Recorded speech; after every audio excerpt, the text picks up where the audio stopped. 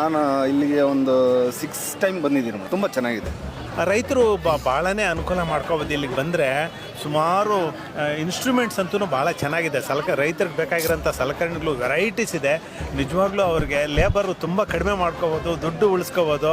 ಈ ಕಳೆ ತೆಗೆಯೋದಾಗಲಿ, ಈ ಸ್ಪ್ರೇ ಮಾಡೋದಾಗಲಿ, ಉಳುಮೆ ಮಾಡೋದಾಗಲಿ ಎಲ್ಲದಕ್ಕೂ ವೆರೈಟೀಸ್ ಆಫ್ ಇವು ಇನ್ಸ್ಟ್ರೂಮೆಂಟ್ಸ್ ಇರೋದ್ರಿಂದ ರೈತರಿಗೆ ತುಂಬ ಅನುಕೂಲ ಆಗುತ್ತೆ. ನೀವು ರೈತರನ್ನ ಹೆಚ್ಚಿಗೆ ಇಲ್ಲಿ ಬರೋ ಥರ ಮಾಡ್ಕೋಬೇಕು. ನೀವು ಐಟಮ್ ಇದೆ, ಒಳ್ಳೆ ಫ್ರೆಶ್ ಆದ ಐಟಮ್ಗಳಿದೆ.